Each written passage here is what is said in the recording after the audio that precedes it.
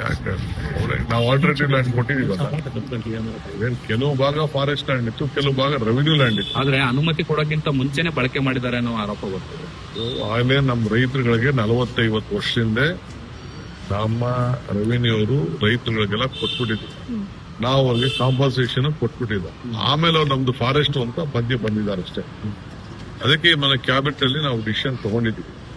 ಅದೇ ರೈತರು ಪೊಸಿಷನ್ ಎಲ್ಲ ಫಾರೆಸ್ಟ್ ಅವ್ರಿಗೆ ಪೊಸಿಷನ್ ಇಲ್ಲ, ರೈತರ ಪೊಸಿಷನ್ ಇತ್ತು. ಅವ್ರು ಬಿಟ್ಕೊಟ್ಟಿದ್ರು. ಕೆಲಸ ಕೂಡ ಹೆಚ್ಚು ಕಮ್ಮಿ ಅರ್ಧ ಕೆಲಸ ಮಾಡ್ಬಿಟ್ಟಿದ್ವಿ.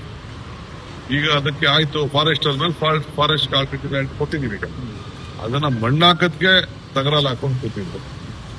ಭೂಮಿ ಮಣ್ಣನ್ನ ಪಕ್ಕದಲ್ಲಿ ಹಾಕದೆ ಇನ್ನೇನು ಈಗ 25 ಕಿಲೋಮೀಟರ್ ದೂರದಲ್ಲಿ ಹಾಕಿ ಅಂತ ಹೇಳ್ತಾ ಇದ್ರೆ ಆಯ್ತು, ಅದಕ್ಕೂ ಒಪ್ಕೊಂಡಿದ್ದೀವಿ ನಾವು. ಸದ್ಯಕ್ಕೆ ಕೆಲಸ ಆಗ್ಬೇಕು. ಈಗಾಗಲೇ 24,000 ಕೋಟಿ ರೂಪಾಯಿ ಇನ್ವೆಸ್ಟ್ಮೆಂಟ್ ಮಾಡಿದ್ವಿ. ಅದಕ್ಕೆ ವಿಚಾರ ತಿಳಿಸಿದೀವಿ. ಕ್ಲಿಯರೆನ್ಸ್ ಮಾಡ್ತಾರೆ ಅನ್ನೋ ಒಂದು ವಿಶ್ವಾಸ ನಮ್ಗಿದೆ. ರಂಭಾಪುರಿ ಶ್ರೀಗಳು ಡಿ ಕೆ ಶಿವಕುಮಾರ್ ಅವ್ರಿಗೂ ಕೂಡ ಸಿಎಂ ಆಗ್ಬೇಕು, ಅವ್ರಿಗೂ ಒಂದು ಅವಕಾಶ ಸಿಗ್ಬೇಕು ಅಂತ ಹೇಳಿದ್ದಾರೆ. ನೀವೇನ್ ಹೇಳಿ? ಅದೆಲ್ಲ ಆಮೇಲೆ ಮಾತಾಡೋಣ. ಈಗ ಸದ್ಯಕ್ಕೆ ರಾಜ್ಯದ ಅನ್ನಭಾಗ್ಯ ವೆಹಿಕಲ್ ಟೀಕೆ ಮಾಡ್ತಾರೆ. ಈಗ ಸದ್ಯಕ್ಕೆ ಅದಕ್ಕೇನು ಮಾತಾಡೋದು ಬೇಡ. ಅದೆಲ್ಲ ನಮ್ಮ ರಾಜ್ಯದ ಸಣ್ಣ ವಿಚಾರಗಳು. ಈಗ ದೊಡ್ಡ ವಿಚಾರ ಇದೆ.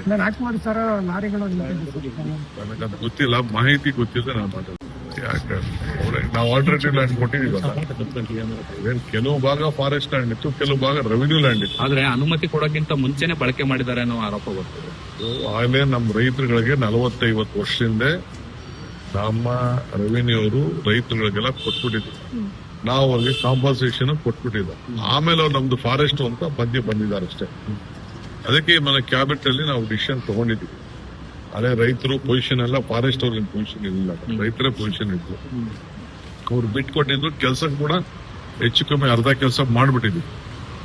ಈಗ ಅದಕ್ಕೆ ಆಯ್ತು ಫಾರೆಸ್ಟ್ ಆದ್ಮೇಲೆ ಫಾರೆಸ್ಟ್ ಆಲ್ಟರ್ನೇಟಿವ್ ಲ್ಯಾಂಡ್ ಕೊಟ್ಟಿದೀವಿ. ಈಗ ಅದನ್ನ ಮಣ್ಣಾಕದ್ಗೆ ತಗರಲ್ಲಿ ಹಾಕೊಂಡು ಕೂತಿದ್ರು.